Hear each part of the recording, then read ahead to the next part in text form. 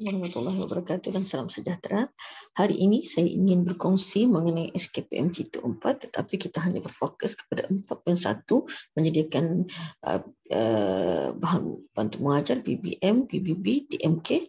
Kemudian kita berfokus pada 4.3 yang mengupas mengenai menggabung mengenai isi pelajaran.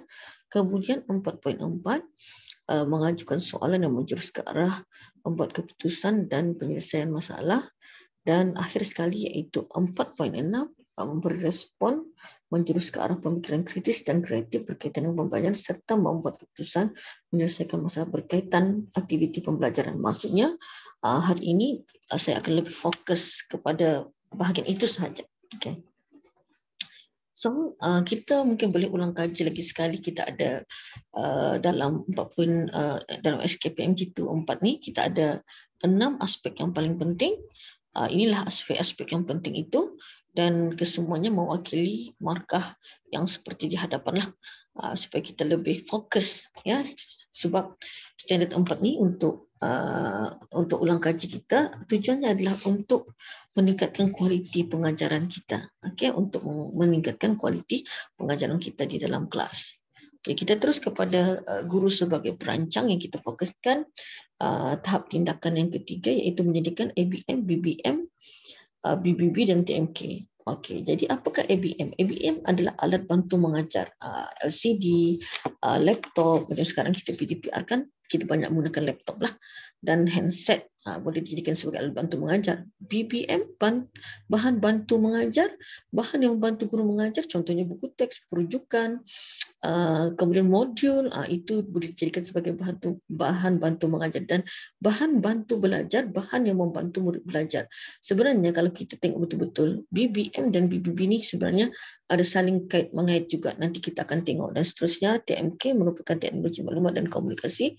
Bagaimana kita menggunakan teknologi semasa kita mengajar. Macam sekarang ni PDPR ni mau tidak mau kita memang terpaksa menggunakan teknologi. Maksudnya kita menggunakan laptop lah, salah satu teknologi kan. Laptop menggunakan perisian-perisian yang boleh membantu pengajaran kita. Okey, mari kita kupas bersama-sama. Okey, bahan bantu mengajar sebenarnya terdiri dari 3 bahagian, iaitu bahan bantu mengajar bukan elektronik macam buku teks tadi, bahan bantu mengajar elektronik, contohnya laptop, mungkin handphone kan, bahan percorak pengalaman dan bahan sebenar. Okey. Jadi mari kita tengok kepada contoh-contoh bahan bantu mengajar bukan elektronik. Ini contoh ya, contoh guru, hasil buku modul yang telah dihasilkan oleh seorang guru SMK Lajaus, guru perniagaan, di mana beliau telah berjaya menghasilkan modul perniagaan yang mengikuti SKP dan terdapat TP di dalamnya. Dan ini salah satu bahan bantu mengajar yang telah membantu guru ini terutama dalam suasana PDPR sekarang. Menurut cikgu ini, modul ini sangat-sangat memudahkan pengajaran walaupun dalam suasana PDPR. Dan ada contoh lagi di hadapan ini, iaitu contohnya guru daripada SMK Pantai ini telah menggunakan satu borang yang diciptanya untuk belajar mengenai titik pulang modal. Maksudnya, mungkin jika tanpa bahan bantuan mengajar, titik pulang modal ini agak sukar untuk murid fahami. Tetapi guru ini telah menghasilkan borang lakalas sapi, macam mana entah menyebutnya, itulah seperti yang ada di hadapan, untuk membantu guru tersebut melaksanakan pengajaran di dalam kelas, dan juga suasana PDPR sekarang sangat bersesuaian. Okey. Apa yang menyebabkan kita kena menyediakan bahan bantu mengajar? Kenapa? Mungkin disebabkan oleh contohnya ada isu pembelajaran, kesukaran murid menyelesaikan masalah keberangkatan, contohnya macam ini ya. Seorang cikgu matematik dia menghadapi masalah kesukaran apabila mengajar tajuk ini ya, bersuang muka pun sukar, apalagi dalam suasana PDPR. Jadi cikgu ini telah menghasilkan satu bahan bantu bantu mengajar dan bahan bantu belajar yang dinamakan petak 11 untuk menyelesaikan masalah keberangkalian. Di samping itu ditambah dengan penghasilan video, penghasilan YouTube untuk membantu kefahaman murid itu lebih jelas. Maksudnya mungkin kalau kita buat secara Google Meet, murid itu belum faham, dan YouTube yang telah disediakan ini boleh diulang-ulang untuk murid membuat latihan. Jadi maksudnya di sini kita ada dua bahan bantu mengajar dan bahan bantu belajar. Bahan bantu mengajar di sini kita nampak dari segi petak 11 ini sendiri. Kemudian YouTube yang disediakan bahan bantu mengajarkan, dan kemudian bahan bantu belajar. Ini kedua-dua pun boleh dijadikan sebagai bahan bantu belajar kepada murid sendiri, sebab bahan bantu itu kepada murid itu, bahan bantu mengajar itu kepada guru. Jadi maksudnya dua-dua memerlukan bahan bantu mengajar dan bahan bantu belajar untuk mencapai objektif pengajaran. Okey, mari kita tengok contoh yang ini. Okey, contoh nombor perdana. Okey, nombor perdana nampak senang. Jadi isu di sini kesukaran murid melepas apakah nombor perdana. Maka cikgu ini telah menghasilkan bahan bantu mengajar sotong perdana. Dengan menggunakan sotong perdana ini, guru telah mengajar tajuk nombor perdana dengan lebih mudah.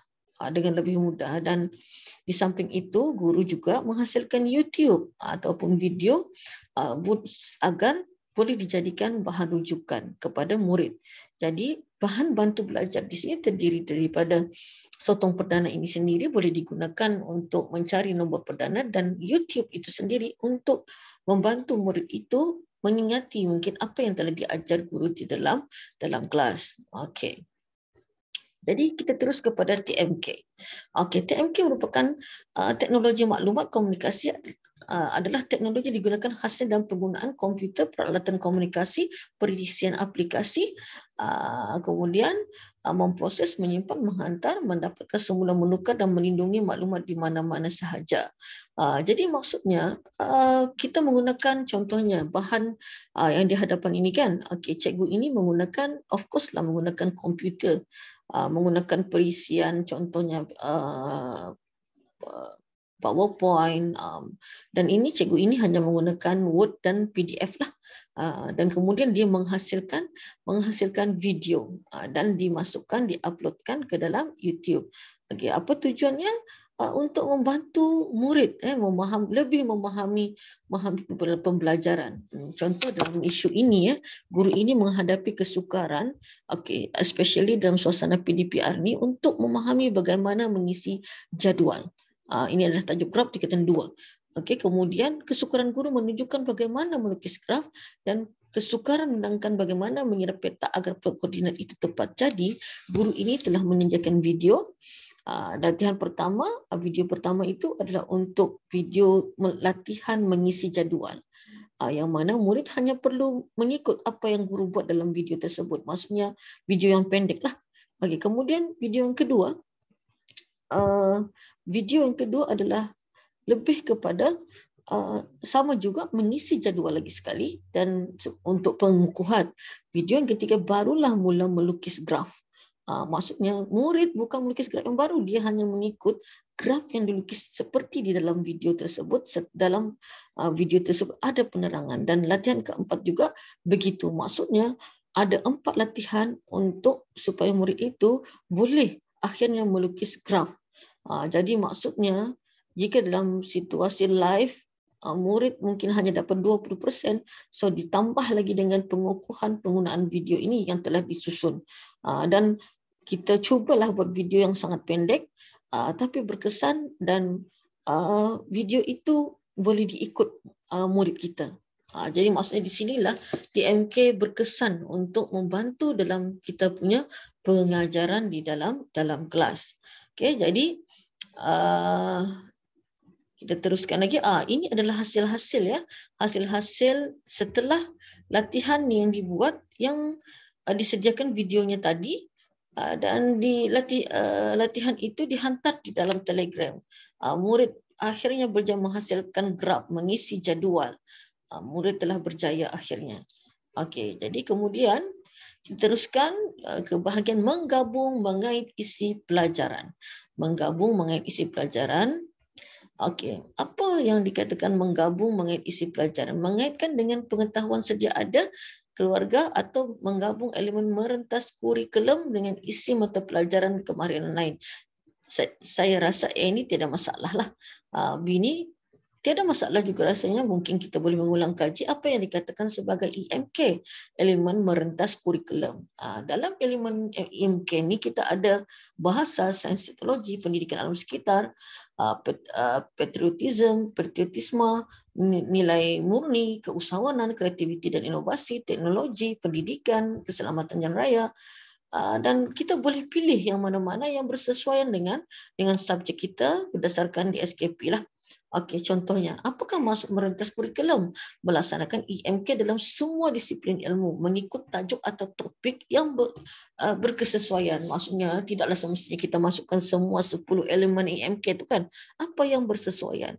Contohnya dalam tajuk matematik, okey, daripada di SKP di sana mengenal pasti ringgit dan sen, tambah dan tolak. Jadi contoh situasinya di kantin, murid menggunakan wang untuk membeli kuih. Jadi apa? Ambil salah satu elemen EMK iaitu penerapan keusahawanan. Di mana sikap sangat peka kepada peluang untuk menyimpan duit.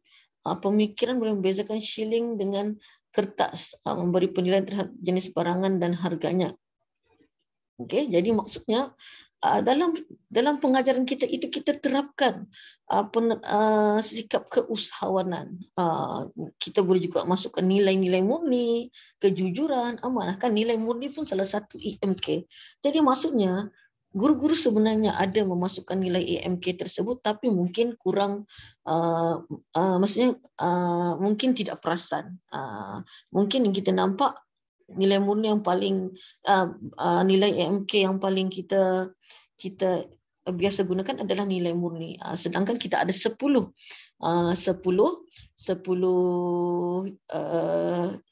jenis EMK, 10 jenis EMK yang boleh kita terapkan di dalam kita punya pengajaran. Okey, kita teruskan lagi ya.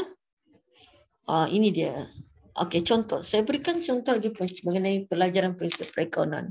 Memang of course lah kita berdasarkan di SKP kan, pengajaran kita mestilah berdasarkan di SKP, penghasilan OP dan KK itu mestilah kita tulis dengan baik. Jadi dari situ, daripada KK itu kita sudah boleh nampak apakah nilai EMK yang boleh kita masukkan, apakah nilai murni yang boleh dimasukkan di dalam topik ini, nilai keusahawanan, kemudian nilai teknologi maklumat dan komunikasi, dan nilai pendidikan keuangan. Kalau ditengok daripada KK ini mentakdirkan maksud hasil belanja, aset liability, equity pemilik. Maksudnya di sini kita mungkin boleh terapkan nilai murni dari segi kejujuran, maksudnya nilai amanah dalam kita menguruskan akaun. Kemudian dari segi keusahawanan, yang perlu sifat keusahawanan yang perlu ada. Okey, mari kita kupas apakah yang dikatakan keusahawanan. Contoh penerapan elemen yang boleh kita masukkan yang bersesuaian dengan tajuk tadi, rajin, jujur, amanah, bertanggungjawab, minda kreatif dan inovatif. Kalau teknologi maklumat, memastikan murid dapat mengaplikasikan pengetahuan dan kemahiran asas TMK yang dipelajari. Maksudnya mungkin dalam akaun itu sebenarnya ada cara-cara menggunakan teknologi maklumat, kita mungkin boleh menjalankan pengiraan perakaunan dengan lebih cepat dan pantas. Contohnya lah. Kemudian dari segi pendidikan akaun bertujuan membantu generasi masa hadapan berupaya membuat keputusan yang bijak, mengamalkan pengurusan kewangan. Ini mengamalkan pengurusan kewangan yang beretika. Maksudnya bila kita menguruskan kewangan, mestilah kita mengurus kewangan itu dengan beretika serta amanah dan bertanggungjawab. Dan nilai murni ini di mana-mana saja yang boleh kita masukkan, memberikan penekanan dalam semua pelajaran supaya murid sedar akan kepentingan dan mengamalkannya. Dan nilai murni ini banyak ya. Okey, itu bahagian tadi. Sekarang kita masuk ke bahagian 4.41, guru sebagai pendorong minda. Okey, macam mana ya? Kita fokus kepada mengajukan soalan yang menjurus ke arah membuat keputusan dan penyelesaian masalah. Menggalakkan murid untuk mengenal pasti masalah dan alternatif keputusan, mendorong murid untuk memberi idea, menggalakkan murid menggunakan pelbagai strategi masalah. Jadi, macam mana kita boleh membuatkan murid mengajukan soalan menjurus ke arah membuat keputusan dan penyelesaian masalah. Okey, jadi bergantung apa yang kita berikan kepada murid. Apa pentaksiran yang kita berikan kepada murid, apa aktiviti yang kita berikan kepada murid. Contohnya, jika guru ini memberikan aktiviti seperti ini, murid kena mengenal pasti apa kehendak soalan. Kemudian, jika murid kurang memahami dan tidak boleh menyelesaikan, kita boleh memberikan idea. Kita boleh memberikan idea ataupun kita boleh mendorong minda mereka untuk mengeluarkan idea. Maksudnya kita dorong mereka untuk memberikan idea. Maksudnya jangan kita bagi idea dulu, kita dorong sampai dorang boleh keluarkan idea. Dan kemudian bila dorang sudah idea, kita boleh galakkan lagi mereka untuk menyelesaikan strategi atau menyelesaikan masalah ini menggunakan strategi. Jika tidak boleh menggunakan strategi yang sedia ada, mungkin boleh menggunakan kreativiti sendiri untuk menyelesaikan. Tetapi perlu dorongan daripada kita sebagai seorang guru. Dan dari mana dorongan itu bermula? Daripada apa pentaksiran yang kita berikan, apa aktiviti yang kita berikan kepada murid. Jadi di sini kita lihat berdasarkan kriteria kejayaan telah dirancang. Maksudnya mesti ada perancangan. Maksudnya guru boleh merancang aktiviti. Dalam aktiviti pasti akan berlaku PBT secara lisan, bertulis atau pemerhatian. Dari situlah kita boleh mengajukan soalan menjurus ke arah membuat keputusan dan penyelesaian masalah. Jadi terutamanya ini berlaku dalam pentaksiran bertulislah. Dan pastinya pentaksiran bertulis, pentaksiran lisan dan pemerhatian itu selalu mesti kita rancang terlebih dahulu. Dan bahagian yang terakhir yang ingin kita kupas di sini iaitu aspek 4.6. Kita ulang kaji sedikit lagi di sini. Aspek 4.6 adalah murid sebagai pembelajar aktif. Okey, 1 hingga 3 kita perlukan 90 hingga 100% penyertaan murid yang aktif. Tetapi di bahagian 4 hingga yang 4, 5, 6, 7 hanya kita perlukan melebihi 50%, lebih separuh sedikit. Maksudnya kita layak untuk mendapat 4. Jadi saya faham bahagian ini agak sukar. Contohnya hari ini kita akan mengupas bahagian memberi respon yang menjurus ke arah pemikiran kritis dan kreatif. Bagaimana kita boleh mendapat kualiti 4 dan membuat keputusan menyelesaikan masalah berkaitan aktiviti pembelajaran. Okey, mari kita tengok ya. Okey. Ini kita lihat dari secara umumnya, tahap kualiti untuk memberi respon ini, murid memberikan pandangan secara lisan, murid menyelesaikan tugasan secara kritis, murid boleh memberikan pendapat, murid digalakkan memberikan idea, murid digalakkan mencari maklumat daripada sumber teknologi terkini. Dan yang keempat itu, yang seterusnya itu membuat yang ketujuh ya, membuat keputusan menyelesaikan masalah berkaitan aktiviti pembelajaran. Murid digalakkan melibatkan diri secara maksimum untuk membuat keputusan. Semua ahli dan kumpulan atau kelas perlu bertanggungjawab kepada keputusan yang diambil. Dan murid digalakkan menyelesaikan isu dan menghasilkan satu idea atau beberapa idea. Okey, bagaimana? Okey, contohnya memberi respon menjurus ke arah pemikiran kritis dan kreatif. Bagaimana kita sebagai guru boleh membantu murid ini bergerak secara aktif untuk memberi respon. Isunya di sini adalah murid sukar memberi respon pemikiran kritis dan kreatif. Jadi guru kena kuasai dulu apakah kritis dan apakah kreatif. Kita lihat di sini maksudnya bila guru telah menguasai apakah kritis dan kreatif, baru kita boleh menyediakan PBD, aktiviti-aktiviti yang boleh mendorong ke arah pemikiran kritis dan kreatif. Dalam pemikiran kritis itu mencirikan, membanding, membezakan, mengumpul. Kreatif itu apa? Menjana idea. Maksudnya jika aktiviti PBD yang kita buat itu berciri-cirikan ini, maksudnya tidak ada masalah untuk kita mencapai ke arah yang tersebut. Mungkin ada kesukaran sedikit, maksudnya kita kena training murid. Tapi kalau kita sudah buat selalu, latihan selalu, insya-Allah pasti sekurang-kurangnya 50% lebih. Maksudnya kalau daripada 20 tu mungkin 11 orang boleh mencapai. memberi respon yang menjurus ke arah pemikiran kritis dan kreatif. Tetapi kita harus gigihlah sebagai guru untuk melatih murid-murid ini, dan kita sendiri mesti betul-betul menguasai apakah kritis dan kreatif. Okey, dan kemudian membuat keputusan menyelesaikan masalah berkaitan aktiviti pembelajaran. Sekali lagi, berdasarkan kepada kriteria yang telah kita rancang, guru boleh merancang aktiviti berkumpulan. Ini selalunya mestilah berkumpulan lah, berdua ke, berempat ke kan, atau berlima. Dan selalunya pasti ada peraturan yang kita tetapkan. Jadi dari sini kita boleh mengajukan soalan yang menjurus ke arah keputusan dan penyelesaian masalah. Jadi maksudnya aktiviti yang kita lakukan secara berkumpulan, sekali lagi pentaksiran, mungkin soalan-soalan yang kita berikan, mesti menjurus ke arah menggalakkan murid itu mengenal pasti dan alternatif keputusan. Maksudnya mendorong murid untuk memberi idea menyelesaikan masalah, menggalakkan murid menggunakan pelbagai strategi penyelesaian masalah. Maksudnya dari kita, dari apa yang kita berikan kepada murid sebagai daripada guru.